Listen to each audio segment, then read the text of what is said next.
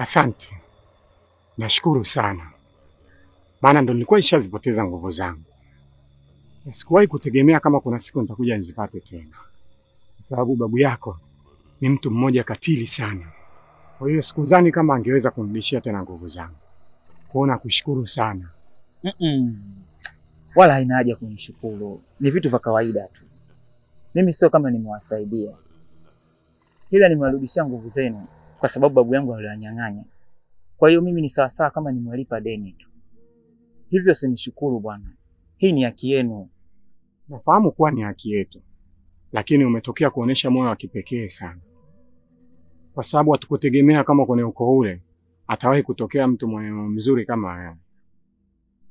Maana katika kijiji hichi tumekuwa tukiamini kwamba watu wa kutokea ukoo ule ni watu wenye roho mbaya sana, na ndio maana tumewatenga na hatutaki hata kushirikiana nao. Lakini umekuja kutuaminisha kwamba samaki mmoja akioza sio wote wanaoza. Kwa hiyo ni lazima tukushukuru, maana haikuwa na ulazima wa kufanya hivi, na hata usingefanya hivi usingepungukiwa na chochote. Hivyo ni lazima tukushukuru. Amna bwana, hii ni vitu vya kawaida. Na mbona nafanya sana? Kama huko nilipotoka nishawasaidia wengi sana tu, kwa hiyo hii ni kawaida yangu tu. Haya basi, tunashukuru. Sisi tuache tuwahi nyumbani. Unaondoka? Kivipi sasa unaondoka? Na vipi sasa kuhusu makubaliano yetu? Mbona sikumbuki? Yapi haya? Kwa hiyo sasa ushasahau. Si nilikwambia nitakuongeza nguvu moja kama zawadi? Na sasa mbona unataka kuondoka? Alafu sijakupa zawadi yako.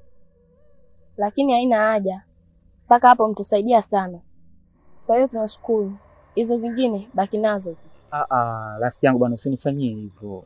Kumbuka hii ni ahadi yetu. Ukitaka mimi niwe na amani, basi naomba ukubali ombi langu.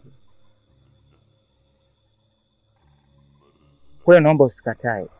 Piga basi magoti nikupe zawadi.